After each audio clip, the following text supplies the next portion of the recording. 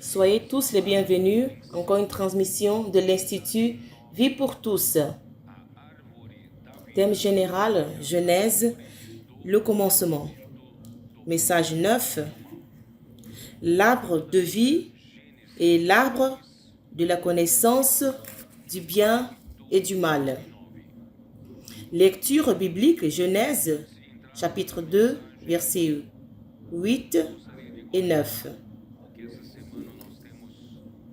Avant d'entrer dans ce message, je voudrais commenter ce que nous avons travaillé fortement cette semaine depuis la dernière conférence au Chili. Je voudrais parler un peu au sujet de tranches d'âge, que le Seigneur puisse bien utiliser son Église pour lutter pour son royaume et ramener notre bien-aimé Seigneur Jésus de retour. Et je voudrais lire avec vous 1 Chronique 26. Le frère m'a envoyé ces deux versets au verset 30. Parmi les Hébronites, Azabia et ses frères, hommes vaillants, au nombre de 1700, avaient la surveillance d'Israël de l'autre côté du Jourdain à l'Occident pour toutes les affaires de l'Éternel et pour le service du roi. En ce qui concerne les Hébronites, dont Jérija était le chef, on fit la 4e année du règne de David des recherches à l'égard d'après les généalogies et leurs maisons paternelles. Et l'on trouva parmi eux des vaillants hommes à Jazer et en Galade. Les frères, leurs vaillants étaient au nombre de 2700 chefs des maisons paternelles.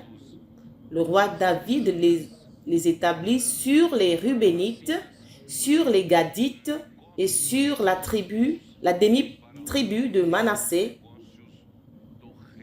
pour toutes les affaires de Dieu et pour les affaires du roi.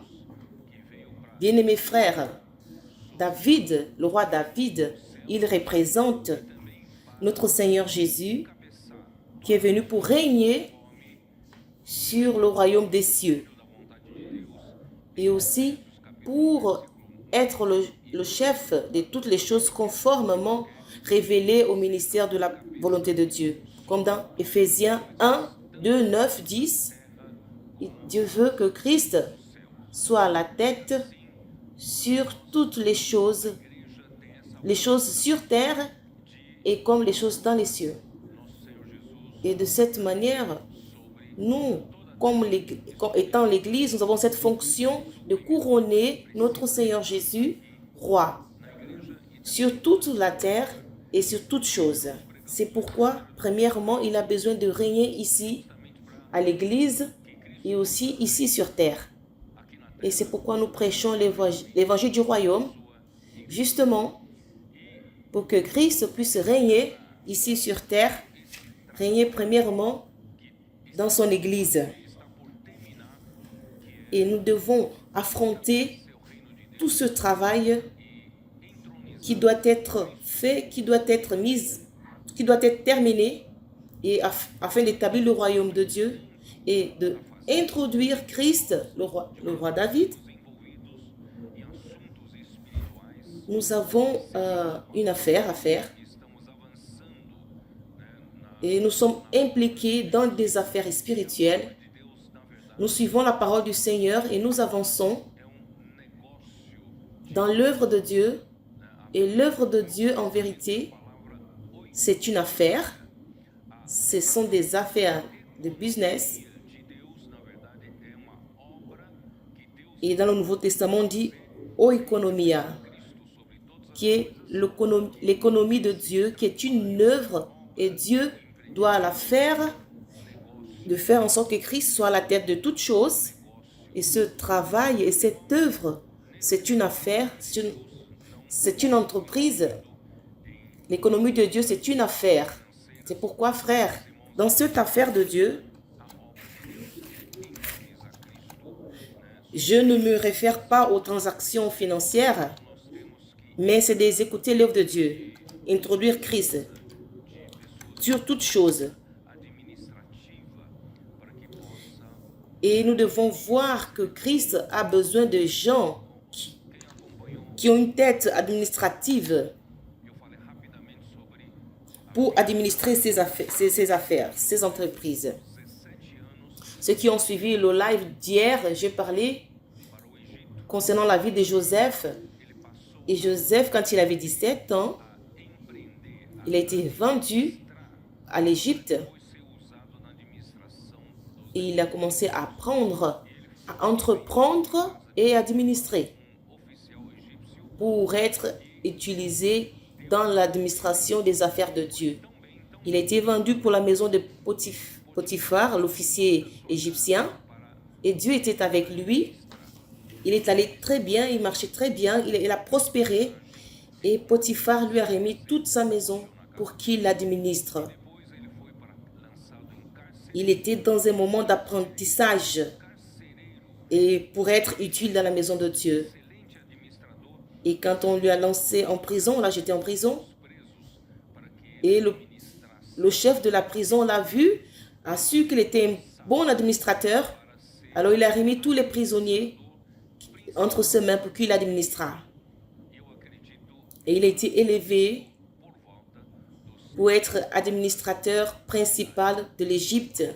Et je crois que il avait à peu près 30 ans d'âge. 30 ans.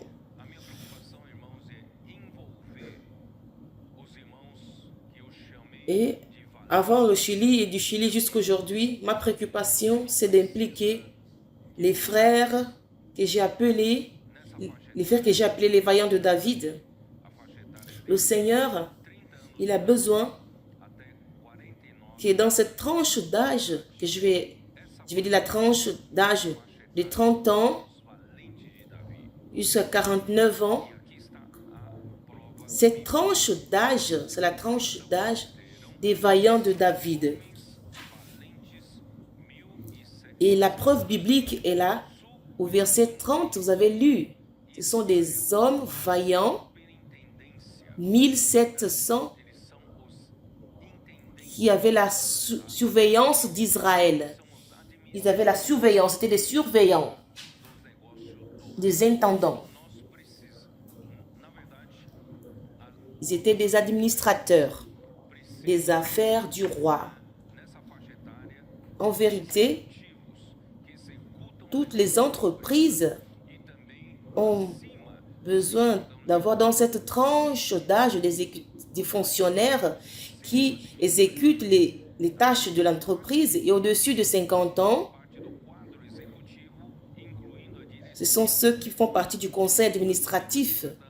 En dessous de 50 ans, je vous donne, ce sont des exécutifs.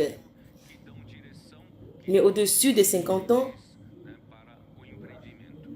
ils font partie des conseils administratifs qui directionnent, qui donnent la solidification de l'entreprise. Je ne vous laisse pas tranquille, nos frères qui ont cette tranche de 30 jusqu'à 49 ans, jusqu'à ce que tous soient engagés dans l'entreprise de Dieu. Dieu a besoin de vous. Dieu a besoin de vous. Dieu veut que vous soyez des surveillants, des intendants, des fonctionnaires exécutifs. Alors, Dieu a besoin de vous comme des fonctionnaires. Vous allez me dire, je n'ai pas assez de temps. Je suis très occupé dans mon travail, c'est vrai. Plus tu as de bonnes expériences exécutives, plus vous êtes sollicité dans votre société et vous n'avez pas assez de temps.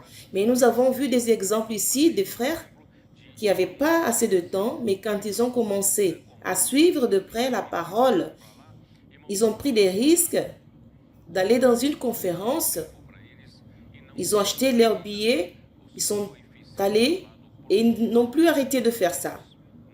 Alors Dieu leur accorde du temps.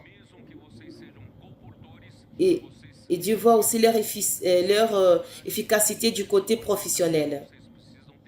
Même si vous êtes des colporteurs, vous avez choisi d'être un missionnaire, dans cette tranche d'âge, vous aurez cette fonction exécutive d'administrer des gens, l'équipe des missionnaires, l'équipe des colporteurs qui travaillent pour le Seigneur.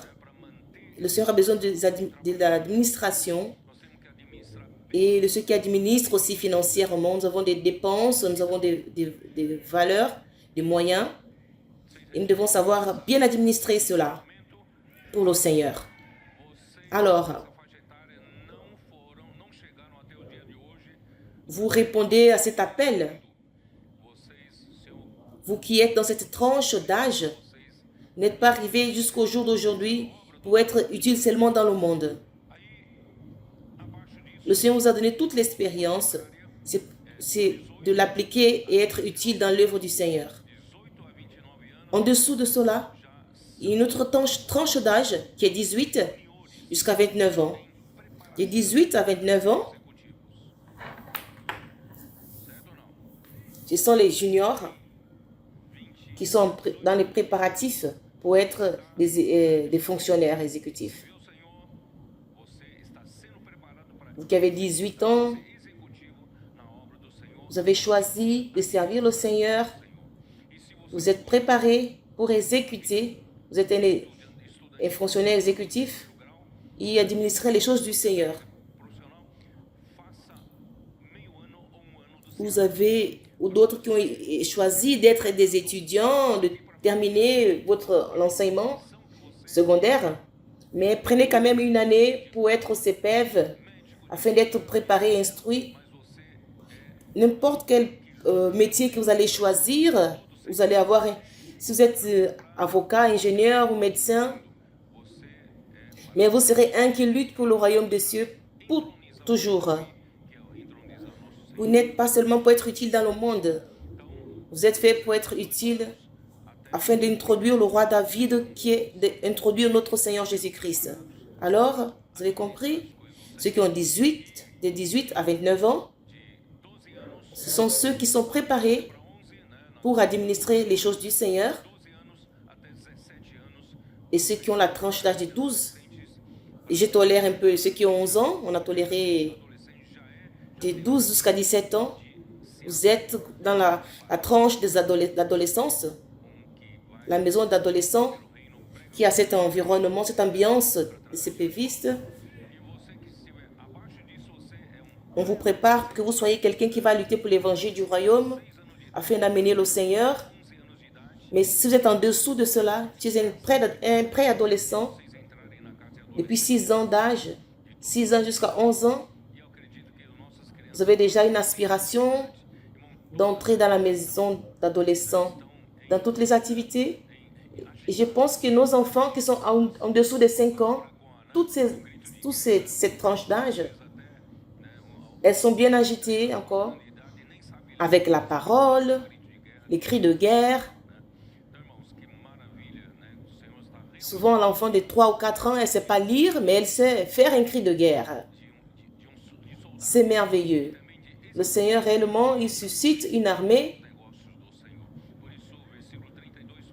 de soldats et d'exécutifs, d'administrateurs pour les affaires du Seigneur. Au verset 32 dit, les frères de Jérija, hommes vaillants, étaient au nombre de 2700 chefs des maisons paternelles. Le roi David les établit sur les Rubénites, sur les Gadites et sur les demi-tribus de Manassé. C'est-à-dire, c'est là où ceux qui sont restés de l'autre côté du Jourdain, de la demi-tribu, nous avons ces vaillants de David qui sont des exécutifs pour toutes les affaires de Dieu et pour les affaires du roi. Amen. Nous allons entrer dans le message. Allons dans la Genèse chapitre 2, versets 8 et 9.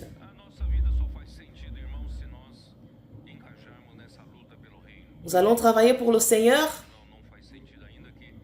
Notre vie n'a de sens que quand nous sommes engagés dans la lutte pour le royaume. Le contraire, elle n'a pas de sens. Mais que nous soyons prospères dans notre vie séculaire. Nous avons du patrimoine, beaucoup d'argent, nous avons une vie confortable. Encore, nous allons remarquer qu'il y a un vide. Tout cela, c'est une vanité. C'est pourquoi nous devons être engagés dans la lutte pour le royaume du Seigneur.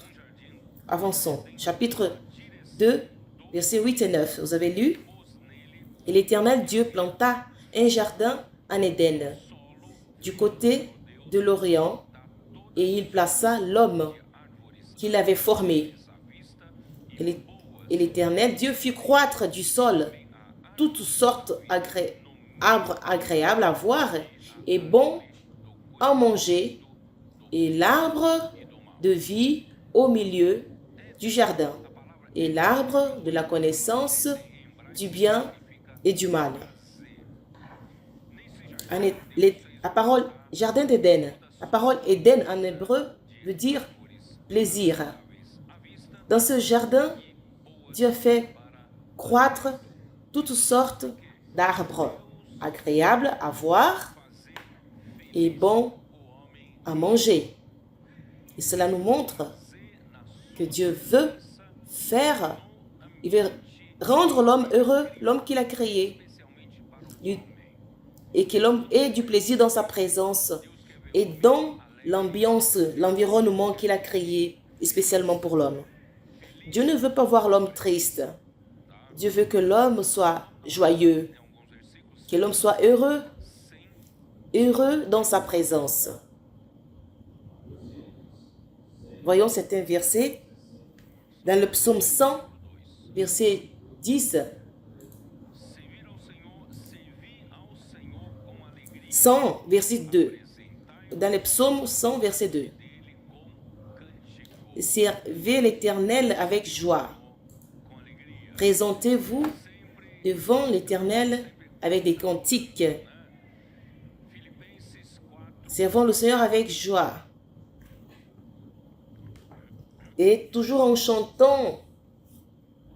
Et dans Philippiens 4, verset 4.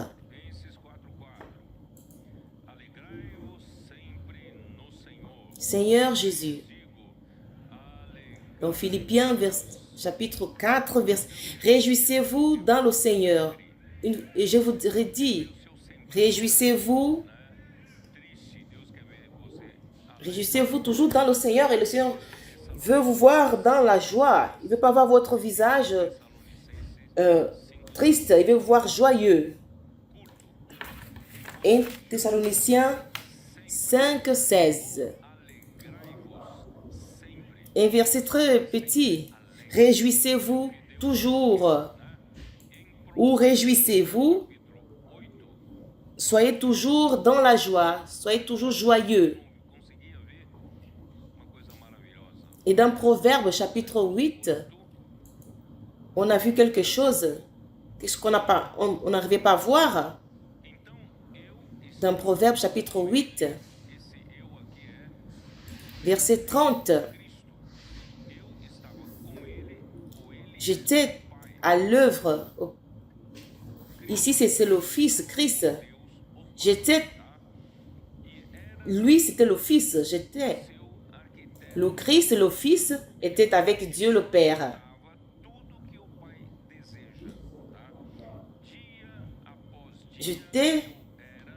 Il était son architecte. Il projetait tout ce que le Père désirait. Jour après jour, et je faisais tous les jours ses délices, jouant sans cesse en sa présence.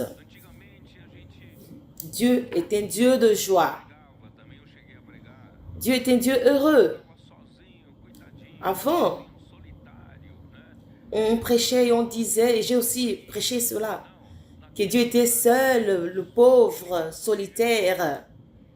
C'est pourquoi il a créé l'homme pour sa compagnie. Non. Ici, en vérité, Dieu, lui-même, il était heureux. Le Père et le Fils, ils vivaient dans la grande joie. Il dit, j'étais avec lui jour après jour. Et je faisais tous les jours ses délices. Il était sa joie, son plaisir. Le Fils était le plaisir du Père. Jouant sans cesse en sa présence, jouant tous les jours devant le Père. Dieu était un Dieu de joie. Le Père et le Fils avaient une relation d'allégresse et beaucoup de plaisir. Et voyez, c'était notre chance, mais il a voulu introduire l'homme dans sa vie de joie, dans sa vie joyeuse.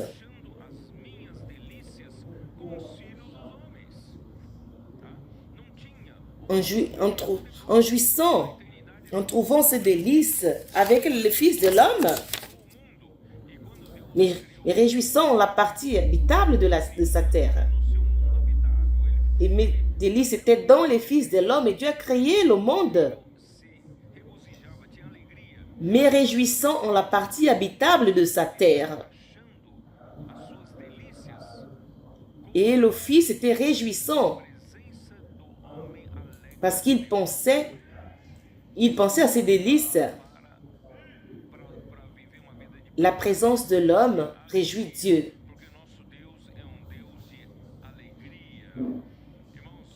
Dieu nous a créés pour avoir une vie de joie, une vie d'allégresse.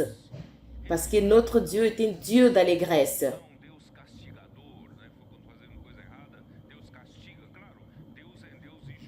Nous devons changer notre concept. On pense toujours que c'est un Dieu qui châtie. C'est vrai. C'est un Dieu de justice. Mais en définition, c'est un Dieu de joie. C'est pourquoi il nous a créés, il nous a placés dans le jardin d'Éden. Éden veut dire plaisir. C'est pourquoi, frère, même les arbres que Dieu a créés, il s'est préoccupé que ces arbres soient agréables, soient bons à voir. Vous voyez, frère, ce que nous voyons dans nos jours, c'est la végétation, les arbres. Et souvent, elles ne donnent pas du repos à notre vue. Quand vous regardez du vert sur le champ, votre vue ne se repose pas. Ce n'est pas monotone. Ce n'est pas le même ton de vert. Ce sont des tonalités de vert différentes. Ce sont des tons sur tons. Alors Dieu a voulu créer des arbres agréables à notre vue. Et c'est pourquoi il veut nous donner la joie. Dieu veut vous voir heureux. Et d'autre part, et si on a un estomac vide, on n'est pas heureux. C'est alors, c'est où? Il a fait tout arbre agréable à voir. Il est bon à manger pour notre survie, la survie de l'homme. Le ventre plein, nous sommes joyeux. Il a permis de satisfaire notre âme, satisfaire notre corps aussi. Mais il veut aussi satisfaire notre esprit. Il a placé l'arbre de vie au milieu du jardin. Dieu veut être la source de notre joie. Nous allons doucement.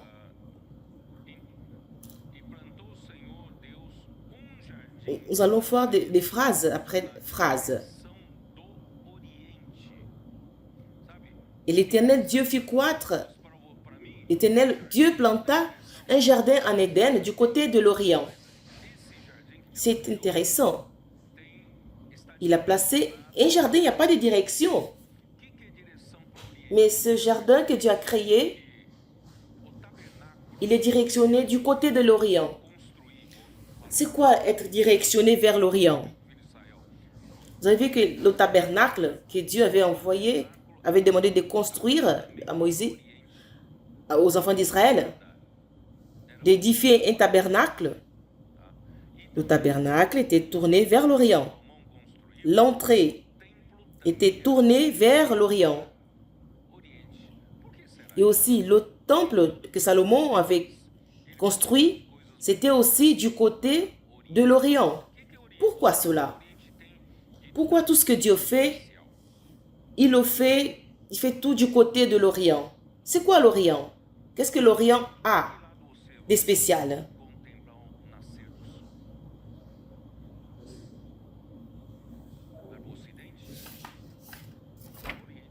De quel côté vous allez contempler le lever du soleil? C'est l'Occident? C'est l'Orient. Du côté l'Est. Vous savez, adolescent, que l'Orient, c'est le côté l'Est. Et si vous voulez voir le lever du soleil, quel est le côté qui est l'Est? C'est là? C'est de ce côté-là? Ce côté-ci? Il y a certains qui indiquent vers ici et vers là-bas. Le côté l'Est. Ici? C'est ici. Alors le soleil se lève de ce côté-ci. Alors le peuple de Dieu doit être toujours tourné de ce côté-ci. Vous attendez le soleil? Vous attendez le lever du soleil? Vous êtes enfant du jour. N'êtes-vous pas enfant de la nuit? Qui attendez-vous? Vous attendez le jour arriver. Et le jour arrive avec le soleil. Alors, toujours nous attendons le soleil. Toujours nous attendons le matin, le lever du matin. Nous attendons toujours le jour arriver. Et nous, aujourd'hui, l'Église, elle vit dans la nuit, une nuit obscure, mais nous n'appartenons pas à la nuit. Nous sommes enfants du jour. Notre espérance du jour, notre espérance, c'est attendre le lever du soleil, attendre le Seigneur. Je fais partie de ceux qui aiment le retour du Seigneur. Et c'est pourquoi, frère, quand Christ est né, dans Luc chapitre 1, 78, nous avons lu plusieurs fois, nous allons encore lire. Luc 1, 78, Zacharie, le père de Jean-Baptiste, il a prophétisé en disant ceci. Grâce aux entrailles de la miséricorde de notre Dieu, en vertu de laquelle le soleil levant d'en haut, le soleil levant d'en haut, il attend le soleil levant d'en haut arriver. Alors ceux qui l'attendent, ce soleil levant d'en haut, nous sommes un peuple qui sommes tournés vers le soleil levant. Vous attendez l'arrivée du soleil, vous attendez la lueur du matin. Et quand le Seigneur viendra la deuxième fois, il viendra comme un soleil. Dans Malachie 4, 2.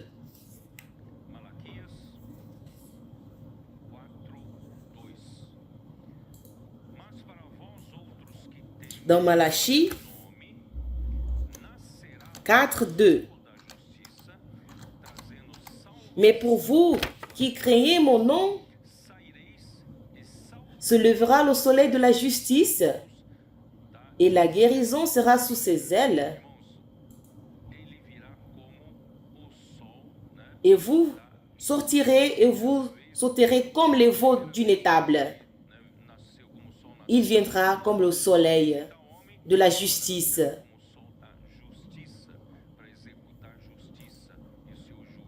Il est né comme le soleil d'en haut, mais il viendra comme le soleil de la justice pour exécuter la justice, le jugement ici sur terre. Bien-aimés, cela nous montre que l'homme doit toujours attendre la direction et la prévisionnement, la provision et l'accomplissement en attendant la lueur du jour. Ou votre espérance dans ce qui concerne gagner plus d'argent, ou gagner une promotion, ou vous attendez les prochaines vacances pour aller dans un pays où vous souhaitez. Quelle est votre espérance? Qu'attendez-vous? N'ayez pas d'espérance sur des choses futiles. Ayons de l'espérance sur des choses qui vaut la peine d'espérer. Et qui est notre Seigneur Jésus. Dans le psaume 37, 9, dans le psaume 37, 9,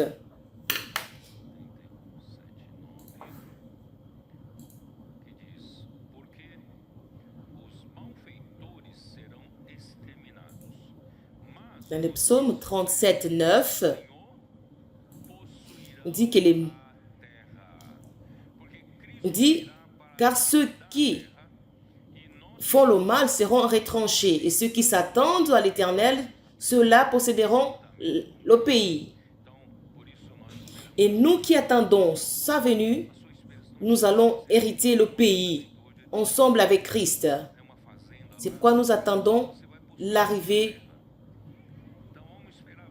Et ça, c'est pas parce que vous avez un appartement ici, obtenir des domaines ici et là. Attendons l'avènement de celui qui va nous faire hériter toute la terre. Seigneur Jésus. Et dans le psaume 40, 32, il y a quelque chose qui ne va pas.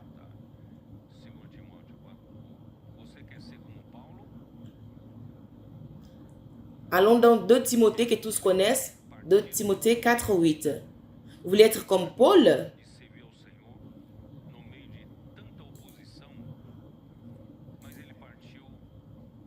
Désormais, mais réservé, même s'il est parti parmi les oppositions, mais il est allé tranquille en sachant qu'il avait accompli sa fonction. 2 Timothée 4, verset 8. Je vais lire à partir du verset 6. Car pour moi, je sers déjà des libations, et le temps de mon départ est arrivé. J'ai combattu le bon combat. J'ai achevé la course. J'ai gardé la foi. Désormais, m'est réservé la couronne de justice que le Seigneur, juste juge, me donnera dans ce jour-là. Et il me donnera à l'apparition du jour. Non, et non seulement à moi, mais aussi à tous ceux qui aiment son apparition. Vous faites partie de ce groupe. De Pierre 3, 11. Seigneur Jésus. De Pierre. Aujourd'hui, je suis très lent pour ouvrir ma Bible.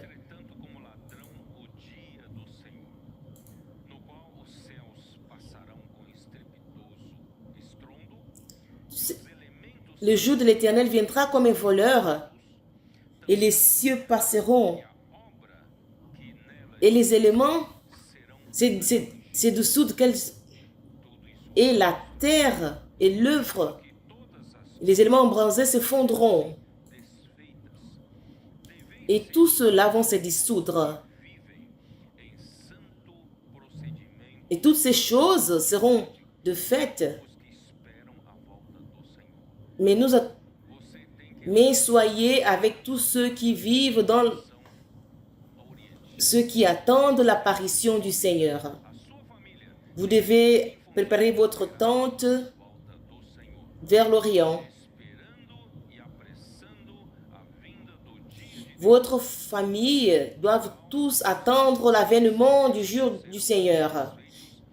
Et appréciant l'avènement du jour de Dieu, à cause duquel les cieux enflammés se dissoudront et les éléments embrasés s'effondreront. Mais nous attendons selon sa promesse des nouveaux cieux et une nouvelle terre où la justice habitera.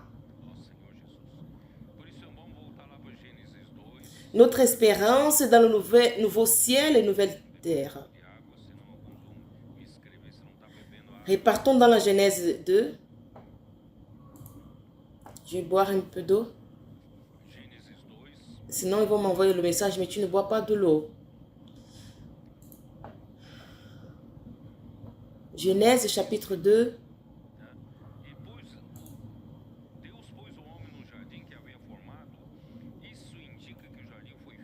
Puis l'Éternel Dieu dit, il a placé l'homme dans le jardin qu'il a créé pour que l'homme vive dans sa présence. Le jardin d'Éden est là où il y a la présence de Dieu. Là où l'homme est heureux. Il est heureux à cause de la présence de Dieu. Ce n'est pas uniquement à cause des choses qui sont agréables à sa vue ou le ventre plein qui satisfait l'homme. Ce qui satisfait l'homme, c'est la présence de Dieu et sa parole. Là, nous vivons dans la sphère de joie et de plaisir. Et d'autre part, au chapitre 2, verset 5, Dieu a mis l'homme dans le jardin, c'est pour cultiver le jardin. Lisons Genèse 2, verset 15. L'Éternel Dieu prit l'homme et le plaça dans le jardin d'Éden. Pourquoi? Pour se reposer, pour être sur un hamac, ou prendre un jus d'orange, pour ne rien faire. Pour le cultiver et pour le garder. Des choses. C'est pour l'approvisionner de vie. Et l'autre part, c'est de protéger le jardin des intrus, de l'intrus, afin de ne pas le gaspiller. Quelle est votre fonction ici? C'est de cultiver la vie. Pourquoi vous envoyez l'immersion à quelqu'un? C'est pour cultiver la vie. Votre responsabilité et ma responsabilité. Pourquoi allez-vous dans la rue? C'est pour prêcher l'évangile du royaume, pour apporter la vie. Et garder ici, nous devons tous garder un mur devant notre maison pour que Satan et ses attaques, les oppositeurs de l'Église, ne puissent y traverser, ni entre. On a besoin de garder le jardin. Et au chapitre 2, verset 5, j'ai parlé de ça au Chili. Aucun arbuste des champs n'était encore sur la terre et aucune herbe des champs ne germait encore. Car l'Éternel Dieu n'avait fait pleuvoir sur la terre et il n'y avait point d'homme pour cultiver le sol. Dieu avait déjà créé au 3e jour des arbustes, les herbes des champs pour les animaux, des arbres des champs et des arbustes.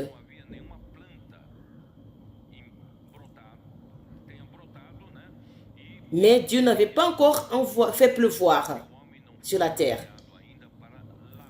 Alors, les plantes ne pouvaient pas croître.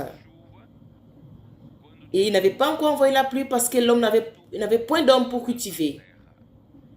Dieu envoie seulement la pluie quand il y a des hommes disposés à travailler sur le sol. Alors, ne vous plaignez pas que votre église ne va pas de l'avant, qu'elle n'a pas de bénédiction. Ah, ils sont compliqués. Ici, c'est comme s'il y avait une malédiction, ça n'avance pas. Et ça n'avance pas parce que tu ne veux pas travailler. Mais si tu es disponible, Dieu envoie de la pluie. Dieu envoie de la pluie et la pluie signifie la bénédiction du Seigneur.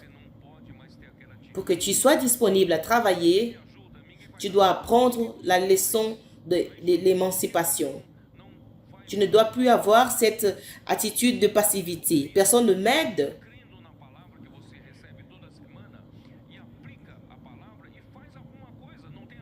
Pourquoi ne fais-tu pas quelque chose en croyant la parole que tu reçois durant la semaine? Applique cette parole, fais quelque chose. Tu as des adolescents. Va dans la rue, cherche d'autres adolescents. N'est-ce pas? Allez dans votre quartier éloigné, il y a beaucoup des enfants qui jouent du ballon dans les rues. Tu peux aller dans leur jeu aussi et faire des cris de guerre avec eux. Tu commences avec 1, 2, 3 adolescents. Et cela change la vie de l'église, de votre ville. Le Seigneur enverra la bénédiction si vous travaillez. Quand le Seigneur envoie la bénédiction et la plante dans le jardin, Dieu vous a donné une plante dans le jardin, alors il faut prendre soin d'elle. Et à la fin, il a dit, ce n'est pas seulement bon à voir ou être bon à manger, mais il a aussi placé l'arbre de la vie. À la fin du verset 9, il y a aussi l'arbre de vie au milieu du jardin et l'arbre de la connaissance du bien et du mal. Mais Dieu a mis l'arbre au milieu du jardin. Il a indiqué que cet arbre de vie, c'est le point principal de l'Éden. Pourquoi Parce que l'Éden, c'est le plaisir. L'Éden va apporter la joie. Parce que là, au milieu du jardin, se trouve l'arbre de la vie. Et cet arbre va apporter du plaisir et du bonheur. Elle va vous apporter la véritable joie. Vous croyez en cela? Et parfois, l'homme sans l'arbre de la vie, sa vie est triste. Beaucoup de problèmes. Votre mariage va en faïence. Et quand tu t'es marié au début, ton conjoint, c'était de vivre une vie joyeuse avec lui. Mais au fur et à mesure que le temps passe, le prince est devenu un crapaud. Et la princesse, je ne vais pas dire une sorcière. Ce n'est plus cette princesse que tu pensais. Et tu vas appeler un psychologue. Et il vous dira, si tu n'es pas heureuse, va chercher une autre personne et sois heureux. Et plusieurs personnes ont été trompées avec cette parole. Va être heureux. Il se divorce, il va dans un autre mariage. Et tu vas payer encore une autre pension, c'est ça? Personne n'arrive à être heureux sans l'arbre de vie. Vous êtes heureux ici à cause de l'arbre de vie. La parole, c'est la présence de Dieu. C'est elle qui apporte le jardin d'Éden. Seigneur Jésus. C'est pourquoi j'ai lu au Chili, dans Ésaïe 51. Est-ce cela? Vous ne le savez pas? Oui, c'est cela. J'ai lu Ésaïe 51, 2 et 3. Regardez, Abraham, il ne cherchait pas des choses terrestres. Il voulait juste le Dieu véritable, le Dieu tout-puissant. Parce que quand il cherchait son Dieu tout-puissant, il allait comprendre pourquoi il a créé les cieux et la terre. Et il lui remettrait sa vie. Parce que c'est le Dieu tout-puissant qui peut donner tout ce dont l'homme a besoin. Il a dit, portez les regards sur Abraham, votre père, et sur Sarah qui vous enfantait. Car lui seul, c'est lui seul qui cherchait dans sa génération. Et il veut faire de vous dans cette génération un chercheur comme Abraham. Et quand je l'ai appelé, je l'ai béni et multiplié. Grâce au Seigneur. Dans l'église, c'est Abraham que Dieu a béni, Dieu l'a appelé. Il a engendré l'église au jour de la Pentecôte. Et réellement, la vie de l'église est un véritable modèle de bonheur. Les 6 années de l'église à Jérusalem, Et dans Actes 42 à 47, ils ont persévéré dans la parole des apôtres. Ils avaient communion dans la parole. Et ça a amené toutes choses dans la vie. Ils avaient une vie de bénédiction. À cause de ce bonheur, ils se sont détachés des choses matérielles. Ils avaient tout en commun et personne ne considérait ce qui était leur. Ils avaient tout en commun. La première chose, l'effet qu'Abraham nous présente. Mais nous voulons se servir le Seigneur. C'est pourquoi on a besoin de plus d'investisseurs du royaume. Nous avons déjà 700 frères. En Césarée, la semaine prochaine, nous allons 800 quotas. Je dis que cela est possible. Nous allons arriver à 1000. Et tant que nous nous détachons des choses de cette terre, nous investissons dans les affaires de Dieu. C'est d'expandre, répandre le royaume de Dieu. Dieu l'a béni, il l'a multiplié. Au verset 3, ce que je voulais vous dire, ainsi l'Éternel a pitié de Sion. Sion, c'est la partie du peuple de Dieu qui lutte pour le royaume. Après les 6 ans de la vie merveilleuse à Jérusalem, il y a eu la dégradation qui sont allés vers le judaïsme. Alors Étienne a dû prêcher l'évangile pur pour les païens. Ils sont arrivés jusqu'en Europe. Mais vous savez que pendant tout ce temps que Paul prêchait, en suscitant des églises merveilleuses, et ça causait, alors les Judaïens ont causé du mal à tout ce qu'ils faisaient. On peut voir vers le chapitre 4, c'était l'année qu'il était martyrisé. Et tous de l'asile l'ont abandonné. Le Seigneur, pendant tous ces 20 siècles de l'Église, il a suscité un groupe de personnes à Sion qui luttent pour son royaume. C'est pourquoi la ligne dorée, pendant tous ces siècles, n'a jamais terminé. Elle n'a jamais terminé. Mais cette ligne s'est affaiblie.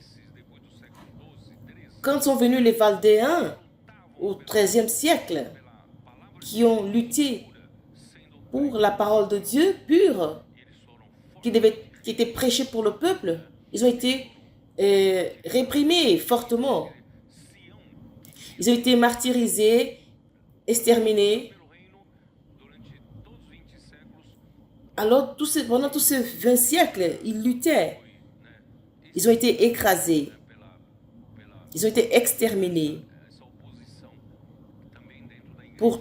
par l'opposition qui était aussi dans l'Église.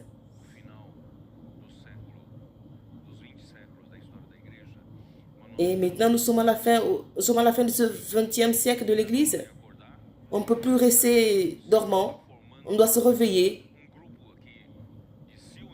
Le Seigneur forme un groupe des sionistes. Et nous luttons pour Sion. Et nous luttons pour le royaume de Dieu, pour le royaume de Christ. Que Christ soit introduit ici sur terre. Nous luttons pour ce groupe de Sion. Et le Seigneur restaure. Il restaure de quelle manière? Parce que le Seigneur a pitié de Sion. Il a pitié de toutes ces ruines. Tout endroit où Satan a ruiné. Mais il est là, le Seigneur est là pour tous ceux qui luttent pour le royaume. Il a voulu créer des hérésies pour ceux qui faisaient l'œuvre de Dieu. Mais sont devenus des lieux en ruine, sont devenus des lieux déserts. Mais maintenant Dieu veut bénir Sion. Il rendra son désert semblable à un Éden. Le Seigneur a amené le jardin d'Éden parmi nous. Et nous allons rentrer dans le jardin d'Éden, là où il y a le plaisir, malgré que nous luttons, malgré qu'il y a encore des luttes, beaucoup de luttes, des oppositions, beaucoup de persécutions, beaucoup de problèmes, mais nous avons la présence de Dieu. Nous avons la parole de Dieu, nous avons le jardin d'Éden et nous avons la joie, nous avons le bonheur et sa solitude comme le jardin de l'Éternel. Et sa terre aride, un jardin de l'Éternel.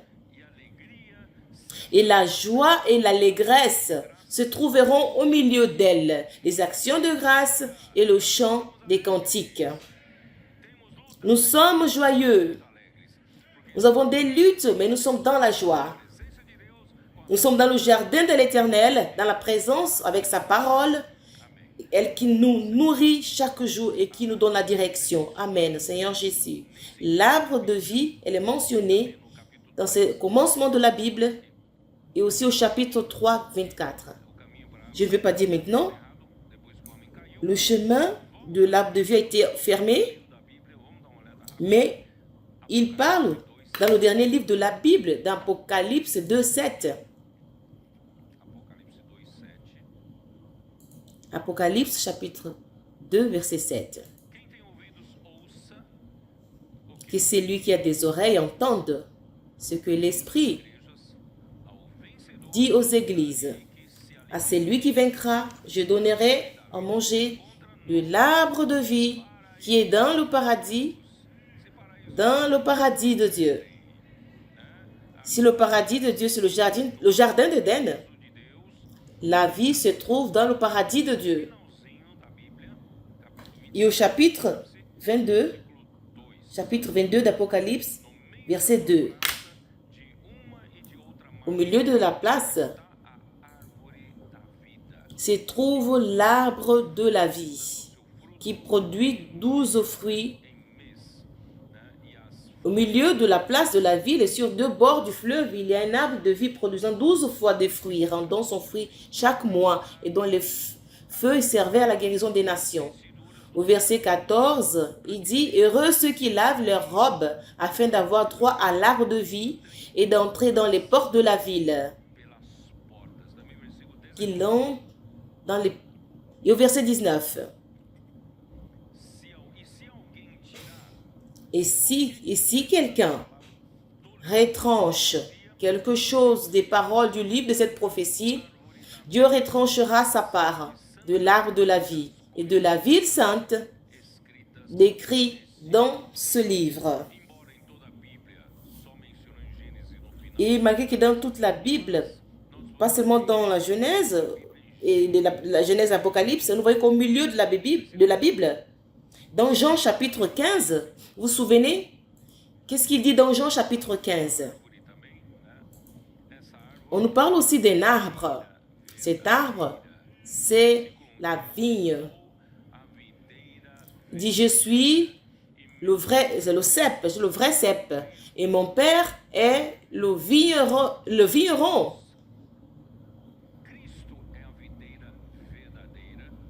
Christ est le vrai cep, et le père est le vigneron. Et ses disciples, nous sommes les sarments de cette vigne. Le verset dit, tout sarment qui est en moi et qui ne porte pas de fruits, il le retranche, et tout sarment qui porte du fruit encore. Au verset 5, je suis le cep, vous êtes les sarments. C'est lui qui demeure en moi et en qui je demeure porte beaucoup de fruits. Car sans moi, vous ne pouvez rien faire. C'est cela. Je n'ai pas assez de temps pour lire beaucoup. Mais celui qui reçoit, tout ce que Dieu voulait, c'était simple. Que l'homme aille vers l'arbre de la vie et manger le fruit de la vie, qui représente Dieu comme vie, pour que cet homme puisse choisir l'arbre juste et choisir Dieu comme vie. Alors, toutes les affaires de Dieu, tous les plans de Dieu sera exécutés au travers de la vie de Dieu. Bien-aimés frères, Dieu ne suscite pas l'Église sur terre comme une institution religieuse. Nous ne sommes pas uniquement une institution religieuse. Nous ne sommes pas une organisation, un organe humain, mais nous sommes un cep. Christ est le cep et nous sommes les sarments. Nous sommes un organisme vivant universel. Et dans ce monde existe un arbre. Et Christ est ce cep. Et le vigneron, l'agriculteur, est celui qui fournit tous les moyens pour que l'arbre puisse croître. Alors Dieu, il fournit les aliments, celui qui fournit la pluie, du soleil, les extraits, et celui qui prend soin, il enlève toutes les mauvaises herbes, il prend soin de ce cep qui est l'arbre de vie. Parce que cet arbre, qu'elle puisse produire de la vie et que nous puissions la manger et produire la vie. Verset 5 dit ceci. Il dit que sans moi, vous ne pouvez rien faire. Jusqu'aujourd'hui, plusieurs chrétiens n'ont pas compris cela. Ils utilisent leurs propres efforts pour produire des choses pour Dieu. Ils veulent donner des fruits. Le sarment ne donne le fruit s'il est lié au cep. Et sans le cep, nous ne pouvons rien faire. Quelqu'un peut me dire, je connais la Bible d'un bout à l'autre. Je sais donner des cours bibliques. Je sais prêcher la parole. Et toutes ces choses, elles ne sont pas liées au cep. Elle n'a pas de résultat. Tu n'auras pas de résultat. Alors la meilleure chose, c'est ce que nous faisons aujourd'hui. Nous courons après la parole, nous aimons la parole. Et à travers la parole, nous demeurons dans le cep. Au verset 7 de Jean chapitre 15, il dit, « Si vous demeurez en moi, comment nous demeurons demeurer et que mes paroles demeurent en vous? Comment je peux être tellement longtemps lié au cep? C'est quand la parole, elle habite en moi, elle est inculquée en moi. C'est pourquoi il est très important de faire l'immersion dans la parole.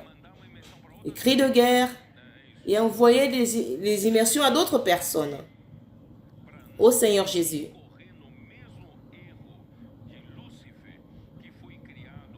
Et que vous ne soyez pas dans la même erreur de Lucifer, qui était créé comme l'excellent de la perfection, où le cœur s'est corrompu. À cause de l'orgueil, ce Lucifer est devenu Satan, l'adversaire de Dieu. Dans Ézéchiel 28, 12, 17, nous allons lire.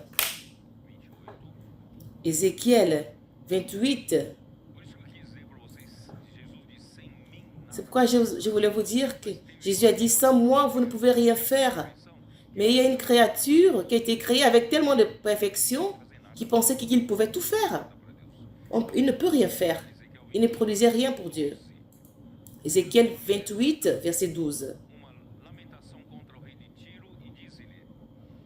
Fils de l'homme, prononce une complainte sur le roi de Tyr. Tu lui diras, ainsi parle le Seigneur l'Éternel. Tu mettais le sceau à la perfection. Tu étais plein de sagesse, parfait en beauté. Mais il devait savoir que sans le Seigneur, il ne pouvait rien faire. Verset 17 dit, pardon,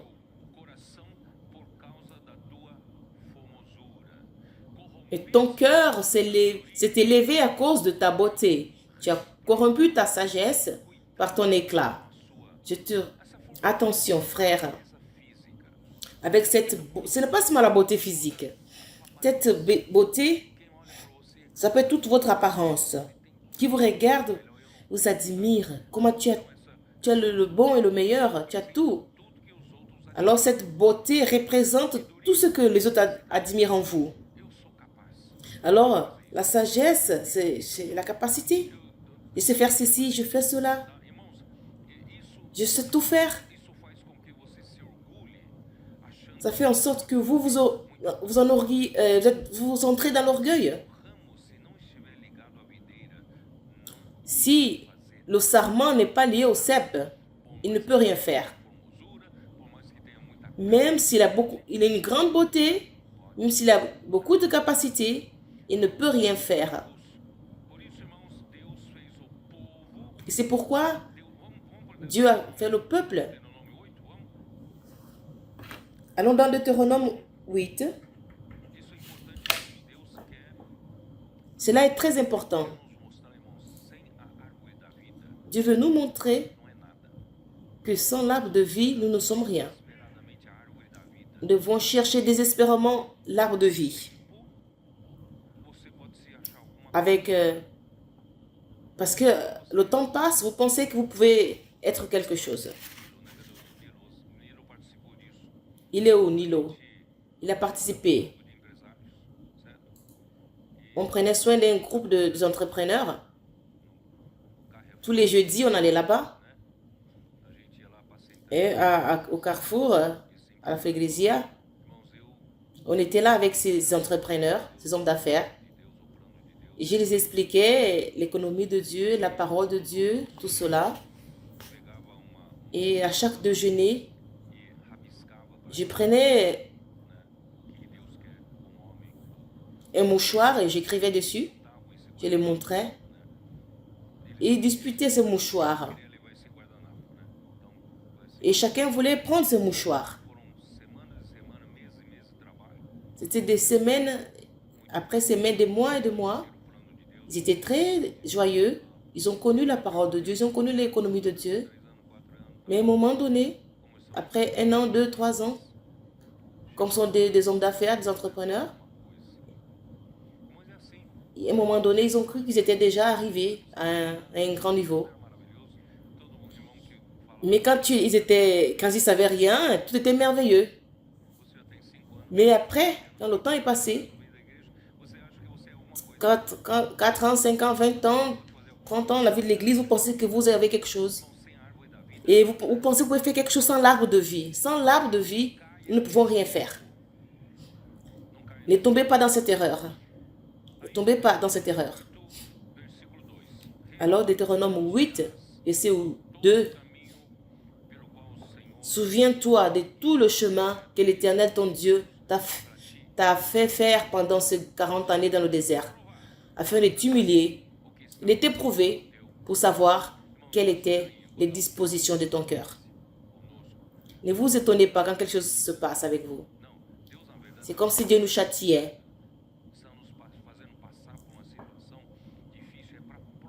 En fait, il vous fait traverser par une situation difficile pour vous éprouver, pour éprouver notre cœur, pour que nous puissions voir ce qu'il y a dans notre cœur. Quand les choses sont confortables, on pense que tout va bien. Mais quand les choses se resserrent, quand l'oppression arrive,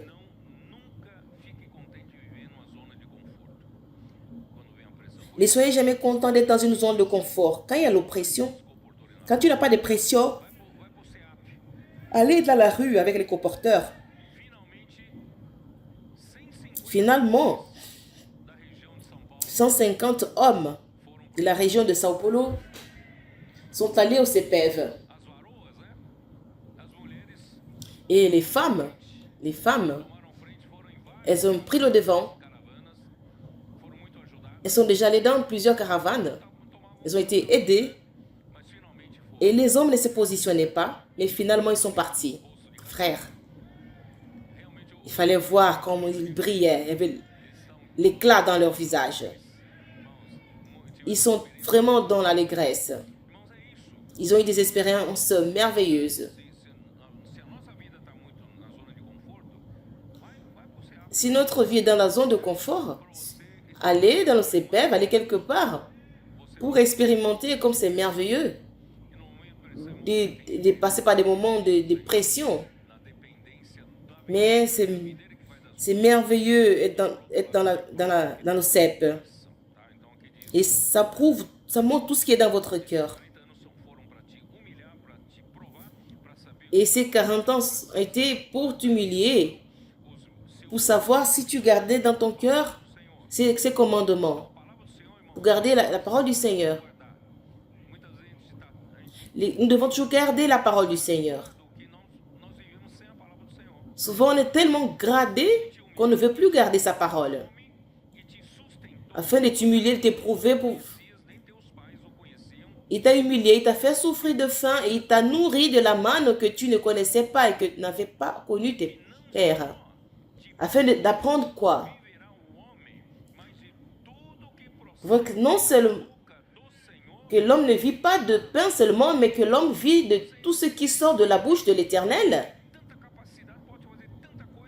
Si tu as beaucoup de capacités, tu peux faire beaucoup de choses, mais sans la parole de Dieu, tu ne vis pas. Comme nous sommes désespérés, désespérément, nous devons toujours revenir à la parole. C'est lui qui nous nourrit.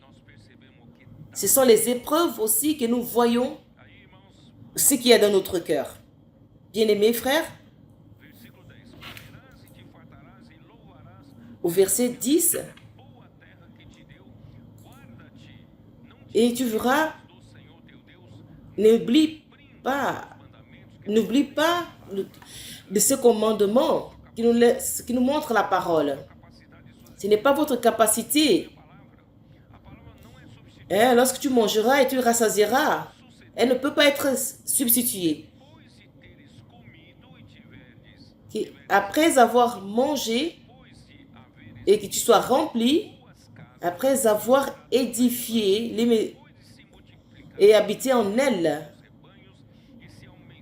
afin d'avoir ton bétail, lorsque tu mangeras et que tu rassasieras, lorsque tu bâtiras et habiteras de belles maisons, lorsque tu verras multiplier ton gros et ton menu bétail.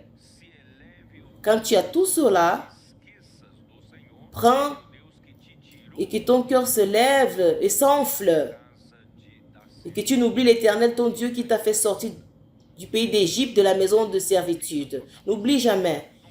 Ne vous confiez pas à votre capacité ou à votre expérience. Nous allons toujours dépendre de la parole. L'homme ne vivra pas seulement de pain, mais de toute parole qui sort de la bouche de Dieu. C'est ainsi que l'homme vivra. Seigneur Jésus. Continuons. Bien-aimés, c'est pourquoi le cep doit demeurer connecté et le sarment doit être connecté au cep. J'ai beaucoup de choses à dire. Avançons. Il était au milieu du jardin, l'arbre de vie, mais Dieu avait aussi mis l'arbre de la connaissance du bien et du mal. Pourquoi? Pourquoi a-t-il fait cela? Pourquoi Dieu a placé notre arbre? Au verset 17. Mais tu ne mangeras pas de l'arbre de la connaissance du bien et du mal, car le jour où tu en mangeras, tu mourras. Parce que notre Dieu, il est très grand. Il n'est pas mesquin. Il veut donner à l'homme la liberté de choisir. Je vais laisser ici l'arbre de vie, c'est ce que tu dois manger, mais je vais aussi laisser l'arbre de la connaissance du bien et du mal. Tu ne dois pas la manger. Mais tu ne pourras pas dire, tu ne m'as pas donné choix. Dieu, il est tellement grand qu'il nous donne des alternatives. Il vous montre toujours ce que tu dois faire et ce que tu ne peux pas faire.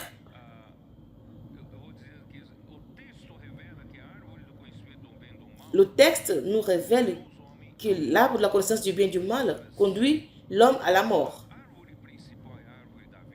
Alors, si l'arbre principal est l'arbre de vie et l'autre arbre que Dieu a laissé et qu'il a dit de ne pas manger, même le nom est compliqué, l'arbre de la connaissance du bien et du mal, excepté si tu es dans l'opposition à la vie,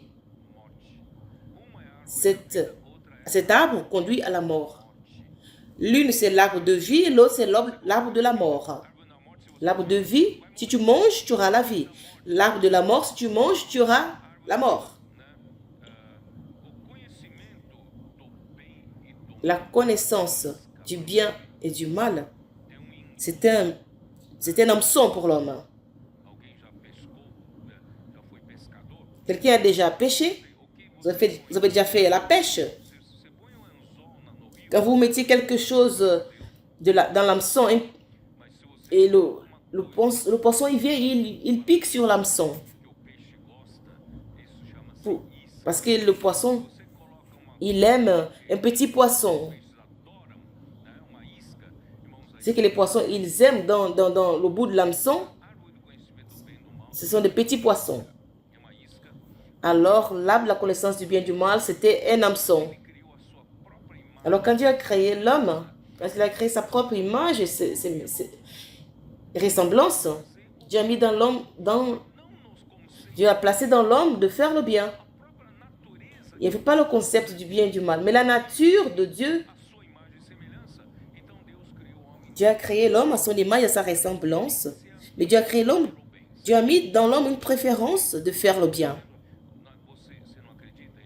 Dans l'homme, il y a une conscience. Lisons dans Romains chapitre 7.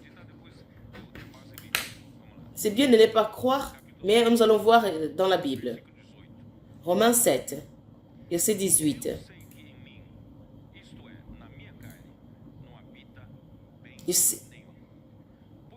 Car si est bon, je le sais, n'habite pas en moi, c'est-à-dire dans ma chair. J'ai la volonté, mais non le pouvoir de faire le bien. Il y a dans mon intérieur, à cause de la création de Dieu, de vouloir faire le bien. Personne ne veut faire le mal. Tout homme veut faire le bien. Mais quand il a mangé de l'arbre, la connaissance du bien et du mal, il a piqué cet hameçon. Il a mangé cet hameçon. Mais quand il a mangé ce qui était au bout de l'hameçon, et qu'il a mangé de cet arbre, il est mort. Son esprit est mort. Et quand l'esprit fonctionne quand il est connecté à Dieu et quand il est connecté à l'arbre de vie, là tout fonctionne. Mais quand l'homme a piqué ce qui était au bout de l'hameçon, l'arbre de la mort, quand son esprit est mort, malgré que son âme veut faire du bien, on remarque que l'homme veut faire le bien, mais le mal qui apparaît. Mais en voulant faire le bien, il voit qu'il n'a pas de force ni la capacité de faire le bien. Il finit toujours par faire le mal. Lisons ici pour que vous compreniez. Verset 19. Car je ne fais pas le bien que je veux, et je fais le mal que je ne veux pas. Et si je le fais. C'est le bout de l'hameçon. Mais je fais ce que je ne veux pas. Ce n'est plus moi qui le fais. C'est le péché qui habite en moi. Quand j'ai mangé de l'arbre de la mort, le péché est entré en moi. Et ce péché, malgré que j'ai été créé par Dieu pour faire le bien, le péché me rend esclave pour faire le mal. Ça, c'est un grand piège, le piège de Satan. En voulant faire le bien, je trouve donc en moi cette loi. Quand je veux faire le bien, le mal est attaché à moi, car je prends plaisir à la loi de Dieu selon l'homme intérieur. Mais je vois dans mes membres une autre loi qui lutte contre la loi de mon entendement. Dieu a mis en moi une loi qui veut faire du bien. Même l'homme pécheur, dans sa pensée, il veut faire du bien, mais il n'arrive pas à le faire. Qui me rend captif de la loi du péché. Et cet homme du Romain chapitre 7, il gémit. Il dit, misérable que je suis, qui me délivrera du corps de cette mort? Parce que j'ai mangé l'arbre de la mort et j'ai reçu ce corps de mort. Je vais me délivrer toute l'humanité est captive. Alors Satan a profité du fait que l'homme a été créé par Dieu et que l'homme a cette envie de faire du bien. Il a tiré. Ainsi donc, moi-même, je suis par l'entendement. Que l'homme soit indépendant de Dieu. Cela est dans Genèse 3, 8.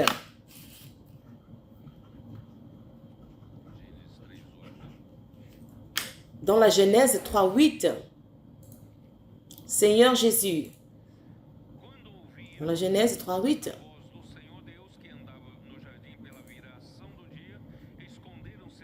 Alors ils entendirent la voix de l'Éternel Dieu qui parcourait le jardin vers le soir. Et l'homme et sa femme se cachèrent loin de la face de l'Éternel Dieu au milieu des arbres du jardin. Ils se sont cachés parce qu'il avait mangé de l'arbre de la connaissance du bien et du mal. Il a vu qu'il était nu, il s'est caché de la présence de Dieu. C'est ça l'effet. Le premier effet, quand tu manges de l'arbre de la connaissance du bien, tu te caches. Tu te caches de la présence de Dieu. Tu as honte d'être dans la présence de Dieu à cause de ta nudité. Déconnecté de Dieu. Quand tu es déconnecté, toute la chute vient. Le fait qu'ils ont mangé cet arbre de la connaissance du bien et du mal, l'homme a remarqué qu'il était trompé. Nous avons déjà lu. Alors l'homme est devenu charnel et captif à l'esclavage. Alors le diable était menteur, il a menti. Au chapitre 8 de Jean, à cause de sa rébellion, à cause de la rébellion, quand l'homme a désobéi à Dieu, quand Satan, a rébellé contre Dieu, il s'est déconnecté de Dieu et de la vérité et de la réalité. Il est devenu le père du mensonge, il est devenu un menteur et en lui, il n'y a point de vérité. Parce qu'il ne dit pas ce qui est vrai. Et nous avons mangé de cet arbre dont il était la source. Et le diable, Satan était la source de cet arbre-là. La mort est la source. Et c'est lui qui s'est rébellé contre Dieu. À cause de la désobéissance, plusieurs sont devenus des pécheurs. Romains 5, 19, je ne vais pas lire. Et à cause d'un seul homme, le péché est entré dans le monde. Et à cause du péché, la mort. Tous les hommes ont péché. Romains 5, 12. Il n'est pas juste, il n'y a point de juste, car tous ont péché et sont loin de la gloire de Dieu. Romains 3, 5. Je mentionne ici parce que je ne vais pas lire. Ce matin, je voudrais vous dire. Le côté, l'arbre de la connaissance et l'arbre de la mort, il avait comme piège deux choses, le bien et le mal. Souvenez-vous, comme le bien et le mal, c'était le même arbre, c'était la mort. Le côté du mal était visible. Vous savez que c'est mal. Je voudrais vous dire, je voudrais vous parler du côté du bien, du côté du mal. Dans Romains 1, je suis certain que vous rejetez toutes ces choses. Vous rejetez ces choses. Romains chapitre 1, verset 29. C'est que vous rejetez ces choses. Ce côté du mal qui est rempli de toute injustice, la malice, l'avarice et la méchanceté, qui sont remplis de jalousie, de contraintes, de meurtres, qui sont diffamateurs, calomniateurs, loin de Dieu, insolents, présomptueux, inventeurs du mal, vantants, désobéissants au Père, insensés, perfides, sans affection, sans miséricorde. Malgré que certains tombent encore dans cela. Personne ne veut suivre cette ligne de l'arbre de la connaissance du bien et du mal. Mais il y a un côté aussi du bien qui vous trompe. Je vais vous montrer dans le livre de Job. Je peux vous montrer cela. Allons dans le livre de Job.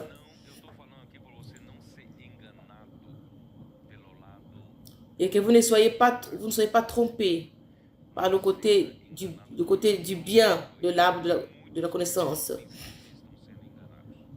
Et plusieurs chrétiens, malheureusement, il y a un livre qui était fait par l'éditeur, l'arbre de vie, qui est du côté bon de l'arbre de l'âme.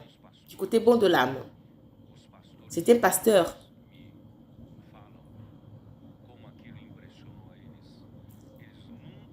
Ils m'ont parlé comment ce livre m'a impressionné.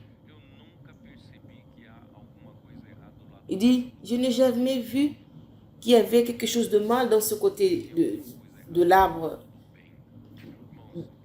du côté du bien, du côté de l'arbre de la connaissance du bien et du mal, mais du côté du bien. Mais vous avez un privilège de le savoir. Job, c'est cet homme religieux, créant en Dieu. Il ne fait que le bien.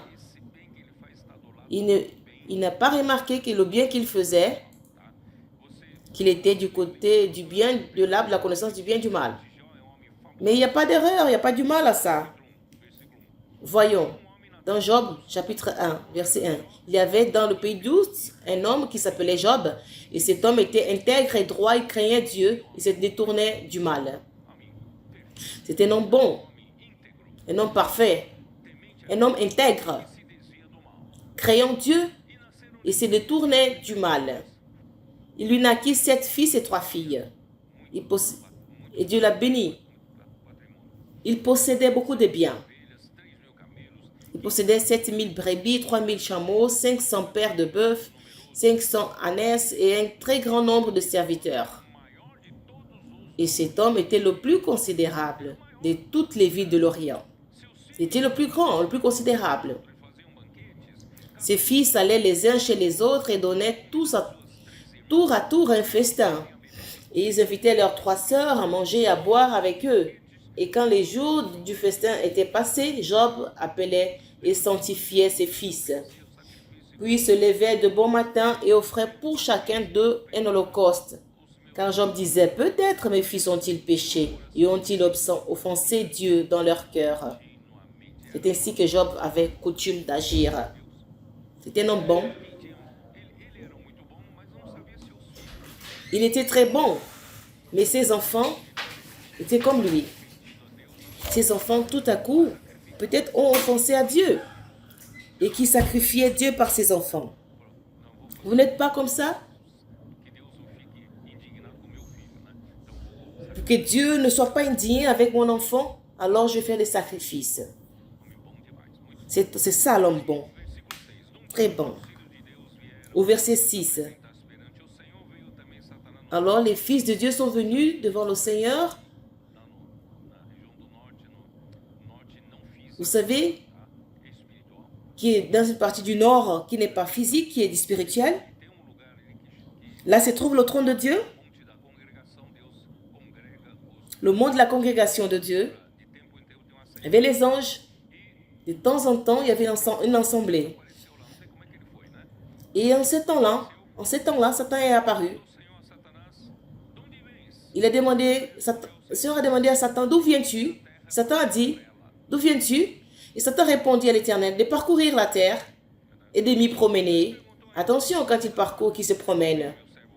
L'Éternel dit à Satan, as-tu remarqué mon serviteur Job? Il n'y a personne comme lui sur la terre. C'est un homme intègre et droit, créant Dieu et se détournant du mal. Et Satan répondit à l'Éternel, est-ce d'une manière désintéressée que Job craint Dieu? Ne l'as-tu pas protégé? Lui, sa maison et tout ce qui est à lui? Tu as béni l'œuvre de ses mains et ses troupeaux couvrent le pays. Il a tout. Tu lui as donné du bon et du meilleur. Et là, ça commence. Dieu lui a dit, alors il a dit, étends tes mains sur lui. Étends ta main, touche à tout ce qui lui appartient et je suis sûr qu'il te maudit en face. Voici tout ce qui lui appartient, je te livre, seulement ne porte pas la main sur lui. Et Satan se retira. Et Satan a détruit, a tué tous ses fils, tous ses biens. Tous ses biens ont été détruits. Il n'y avait plus rien. Alors quand tout cela est arrivé, au verset 20, alors Job se leva, déchira son manteau et se rasa la tête, puis se jetant sur terre et dit, je suis sorti nu du sein de ma mère et nu je retournerai dans le sein de la terre. L'Éternel l'a donné et l'Éternel a ôté, que le nom de l'Éternel soit béni. Alors c'était Job.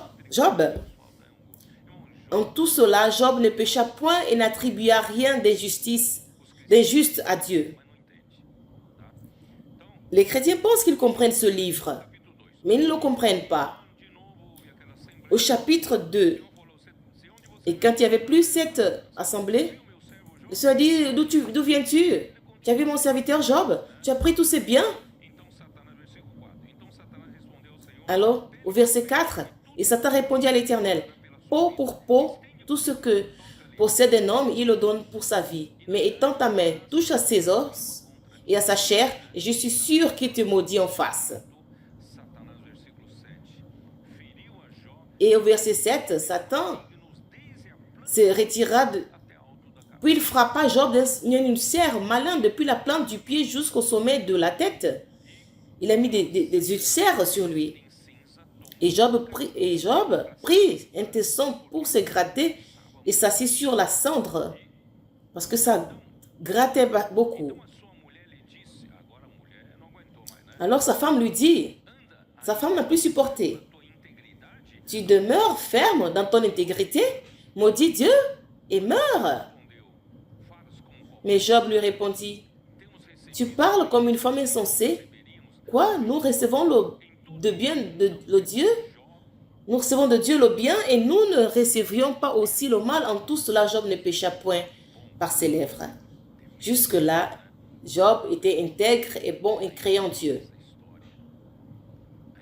Alors l'histoire commence. Alors ses trois amis viennent.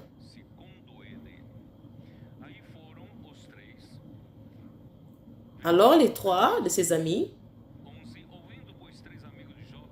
au verset 11, trois amis de Job, Eliphaz de Théman, Bildad de Chouès et Sophar de Nama apprirent.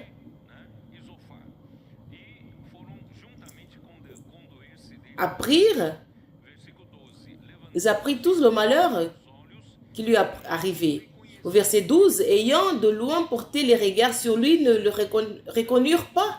Ils élevèrent la voix et pleurèrent, ils déchirèrent leur manteau. Ils ont levé la voix, ils ont pleuré, ils déchirèrent leur manteau. Et ils jetèrent de la poussière en l'air au-dessus de leur tête. Et ils s'étaient assis à terre auprès de lui 7 jours et 7 nuits, sans lui dire une parole, car ils voyaient combien sa douleur était grande. Et maintenant, le véritable test. Imaginez 3 de vos amis. Ils se mettent devant vous, dans votre état lamentable. Ils sont là, ils sont là, dit comment Dieu t'a châtié de cette façon? Imaginez 7 jours et 7 nuits sans dire un mot. Et tous devant toi, ils vous regardent. Ils vous regardent avec ce regard de miséricorde. Mais les jours sont passés. Il y a eu ce regard de mépris. Tu as dû faire quelque chose. Tu as dû faire quelque chose à Dieu. Il voulait toucher son âme. Et à la fin de ce 7e jour, il commençait à condamner Job. Job, tu as dû pratiquer de l'injustice. tu dois avoir commis un péché. Il a dit, j'étais juste durant tout ce temps. Alors Job a commencé à maudire le jour qu'il est né. Il est sorti de l'intégrité. Au chapitre 3. Après cela, Job ouvrit la bouche et maudit le jour de sa naissance. Il prit la parole et dit, périsse le jour où je suis né, et la nuit qu'il dit, un enfant mal est conçu. Ces jours qui se changent en ténèbres, que Dieu n'en ait point souci dans le ciel, et que la lumière ne rayonne plus sur lui, et que l'obscurité de l'ombre de la mort s'empare. Il dit, je ne devais même pas être né. Et là vient la plus longue conversation et l'argumentation entre Job et ses 3 amis. Ô Seigneur Jésus,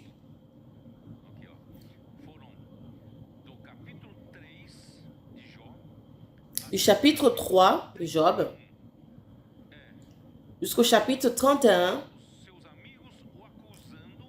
Job et ses amis qui l'accusaient, qu'il avait commis une injustice ou un péché, et Job se justifiait qu'il n'avait rien fait. C'était 29 chapitres d'argumentation. Il n'y avait pas de fin. Il n'y a pas de fin. Jusqu'à ce qu'un jeune Eliub est apparu et qui a mis fin à cette argumentation.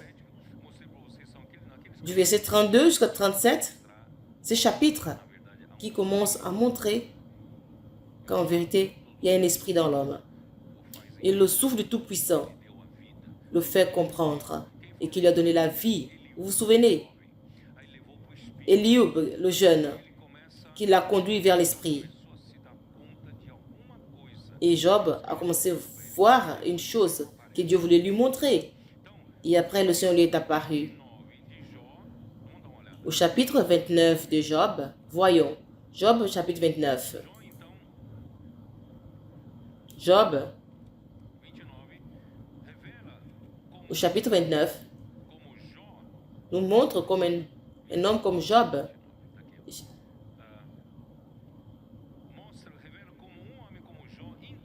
Ça nous révèle comme un homme comme Job, intègre et juste, créant Dieu, qui s'éloigne du mal, qui n'a pas vu qu'il vivait du côté du bien de l'arbre de la mort. Il a construit une structure d'une vie pieuse. Il avait du respect et l'admiration de tout le monde, de tout ce qui est autour de lui, les plus jeunes jusqu'aux plus âgés. Sa justice, c'était les objets de louange, et tous écoutaient ses paroles sages et ses conseils.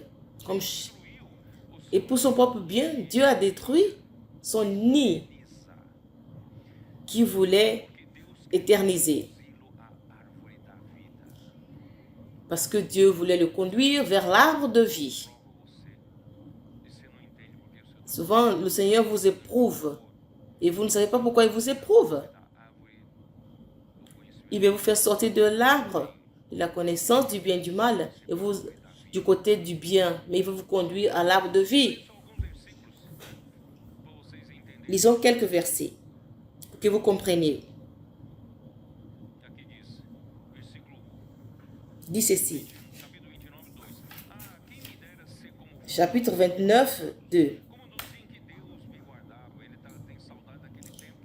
De nouveau, oh, que puis-je être comme au mois du passé, comme au verset 4, que je ne suis-je comme au jour de ma vigueur où Dieu veillait en ami sur ma tente, quand le Tout-Puissant était encore avec moi et que mes enfants m'entouraient. Verset 7. Si je sortais pour aller à la porte de la ville et si je me faisais préparer un siège dans la place, les jeunes gens se retiraient à mon approche, les vieillards se levaient et se tenaient debout, les princes arrêtaient leur discours et mettaient la main sur leur bouche. Et la voix du chef se taisait et leur langue s'attachait à leur palais. L'oreille qui m'était me disait heureux, qui m'entendait me disait heureux. L'œil qui me voyait me rendait témoignage. Un homme intègre, tous appréciaient, tous l'admiraient, toute sa sagesse. Qui ne veut pas être dans cette position? Mais dans l'arbre de la connaissance du bien et du mal, du côté du bien, tu es l'un de ceux-là. Faites attention. Verset 18. Il y a le nid. Alors il a construit un nid. Le chapitre 1 que j'ai lu, c'était un nid. Alors je disais, je mourrai dans mon nid. Je vais mourir dans ce nid. Être respecté, honoré. Je vais mourir ici. Mes jours seront abondants comme le sable. L'eau pénétrera dans mes racines. La rosée passera la nuit sur mes branches. Ma gloire reverdira sans cesse et mon arc rajeunira dans ma main. Alors Dieu est venu à détruire son nid. Attention, Dieu peut aussi détruire votre nid. Je n'ai plus assez de temps, mon temps est à la fin. Laissez-moi terminer par ici. Au chapitre 38, Dieu commence à rendre tendre son cœur. Le Dieu qui a créé toutes ces choses. Je ne suis pas un Dieu injuste. Je fais tout ça pour ton propre bien. Je vais vous montrer. Je te montrerai ce que tu as. Job 38, verset 2. Qui est celui qui obscurcit mes desseins par des discours sans intelligence, sans terrain, comme un vaillant homme? Je t'interrogerai et tu m'instruiras. Où étais-tu quand je fondais la terre? Qui es-tu? Moi qui a fondé la terre, fait toutes ces choses. Je suis un Dieu tout-puissant, omnipotent, omniprésent. Tu veux être le maximum, l'excellent. Pour quel arbre vous vivez? Je n'ai pas assez de temps. Voyons au 40. C'est cela, mes frères?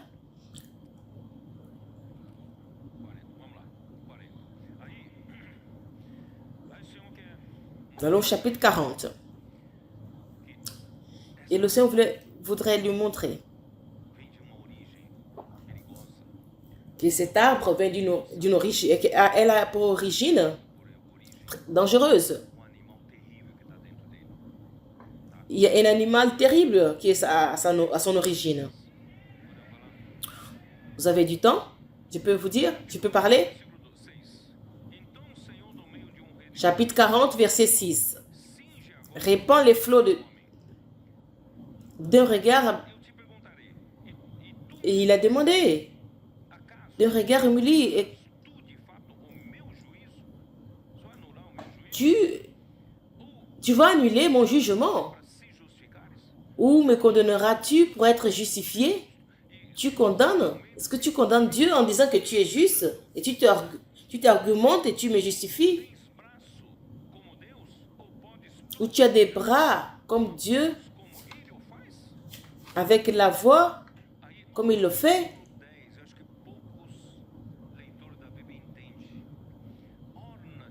Voyons au verset 10. Voici. Alors tu es rempli d'excellence et de grandeur. Tu es habillé d'un vêtement de majesté et de gloire.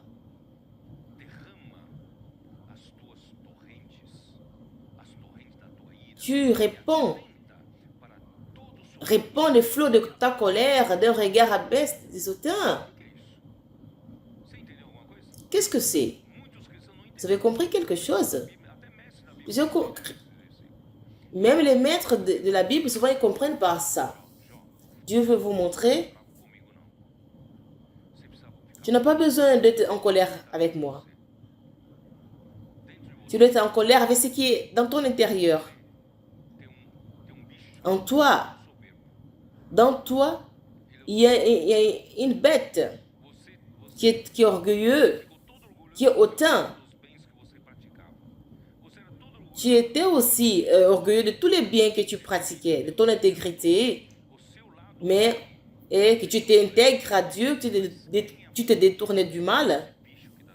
Mais qui est la source de cette bête qui est en toi? Alors, si tu veux être orné de majesté et de gloire, si tu veux être quelqu'un avec excellence, tu dois voir ton arme vers le vrai ennemi. Tu dois avoir le focus vers le vrai ennemi. Au verset 12, il plie sa queue aussi ferme. Voici tous les pervers. Ce sont ces principautés et ces autorités. Alors, peu de chrétiens connaissent ce verset. Au verset 13, et ces os de tubes de reins dans le sépulcre, Satan, et je confesse à ton sujet que ta main droite te donne de la victoire.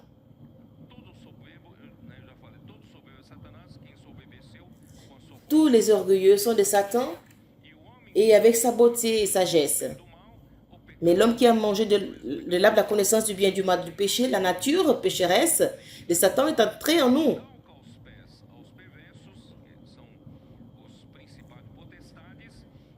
Ce sont les principautés et sa vigueur dans les... Qu'est-ce que ça veut dire? Qui met son visage dans le sépulcre. Dans Romains 7. Voyons dans Romains 7. Vous allez comprendre ce verset. Romains 7, 17.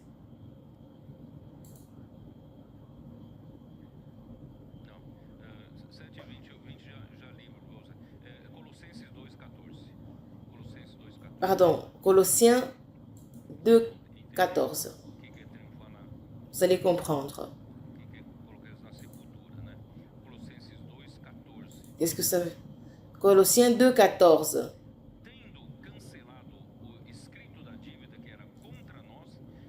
Il a effacé l'acte dont les ordonnances nous condamnaient et qui subsistait contre nous.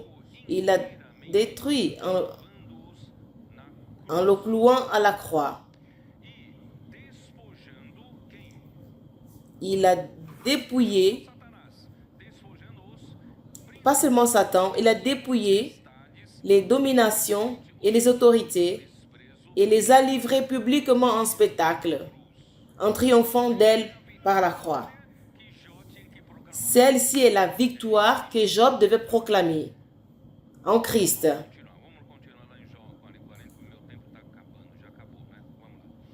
Continuons donc Job 40, au verset 15. Il trouve ça. Voici l'hippopotame à qui j'ai donné à la vie, comme à toi. Ce n'était pas l'hippopotame. C'était une bête qu'on appelait Bermonte.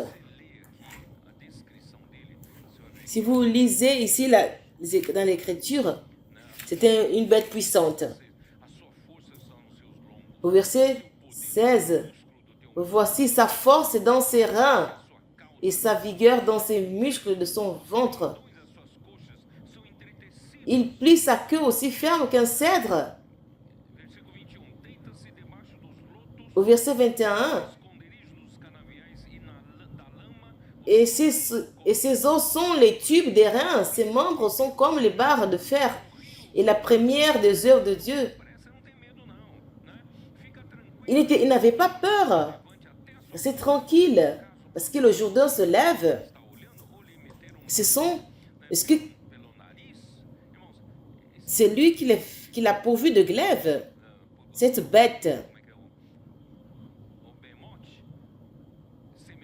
C'est Bermonte, qui est semblable à l'hippopotame. Il est doux. Il est sous l'eau ou hors de l'eau.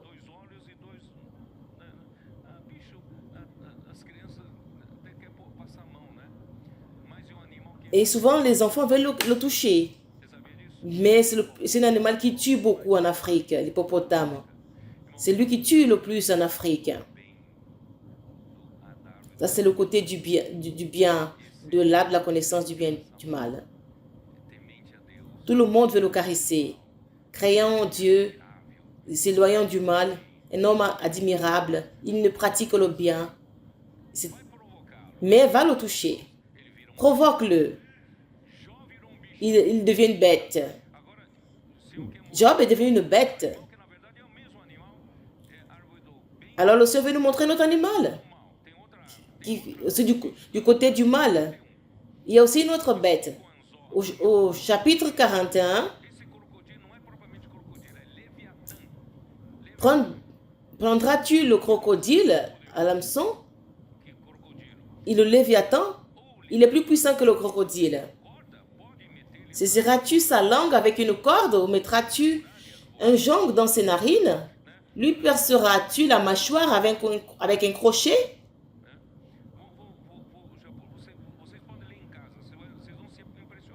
Vous pouvez le lire à la maison. Ça, c'est le côté du mal. Au verset 15. Ces magnifiques et puissantes boucliers sont unis ensemble dans son orgueil. C'est son ego. De cette bête.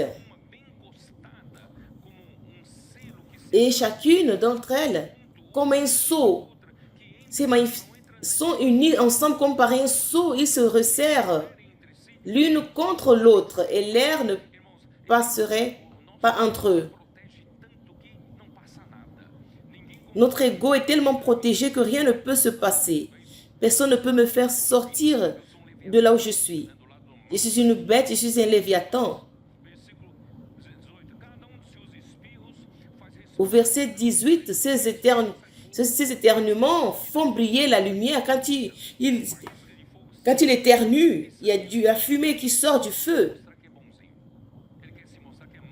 Celui-là n'a même pas besoin de montrer qu'il est bon. Il montre son côté mauvais. Au verset 33. Car il a été fait pour qu'on ne puisse pas avoir peur de lui. Et sa nature est en vous. Il regarde avec mépris tout ce qui est haut. Il ne veut que personne ne soit au-dessus de lui. Il ne veut pas que Dieu soit au-dessus de lui, mais il veut être pareil à Dieu. Il regarde avec mépris. Il est roi sur tous les animaux, il est orgueilleux. Alors Job, Dieu veut le sauver. Dieu veut vous sauver. Et après tout ça, Job s'est réveillé. Au verset 42, Job répondit à l'Éternel et dit, « Je reconnais que tu peux tout et que rien ne s'oppose à tes pensées. Quel est celui qui a la folie d'obscurcir mes desseins? Oui, j'ai parlé sans les comprendre, des merveilles qui me dépassent et que je ne conçois pas. Je ne savais pas qu'il y avait un bel monde dans mon intérieur. Je vivais pour eux. Écoute-moi et je parlerai, je t'interrogerai et tu m'instruiras. » Et Job, il veut maintenant la parole du Seigneur, il clame à la parole du Seigneur. Ce n'était pas pour le côté du bien. Nous vivons par la parole qui sort de la bouche de Dieu. Ce n'est pas par l'autre côté du bien. Il dit, mon oreille avait entendu parler de toi, mais maintenant mon œil t'a vu. C'est pourquoi je me condamne et je me répands sur la poussière et sur la cendre. Seigneur Jésus. Et après que Job se réveillait, il était maintenant dans l'arbre de la vie. Dieu a restauré sa vie. Dieu l'a restitué toute une famille. Il a donné plus encore tout ce qu'il avait comme bien, etc., etc. Et cela, c'est pour montrer. Faites attention du bon côté de votre âme. Je suis très bon, je fais ceci, je suis bien, je vais à l'église à tout temps, tout moment. Tu dois être connecté à l'arbre de la vie. Parce que Jésus a dit, sans moi, vous ne pouvez rien faire. À tout moment, nous devons demeurer dans le Seigneur et que sa parole demeure en nous. Excusez-moi parce que j'ai pris assez de temps. Jésus est le Seigneur.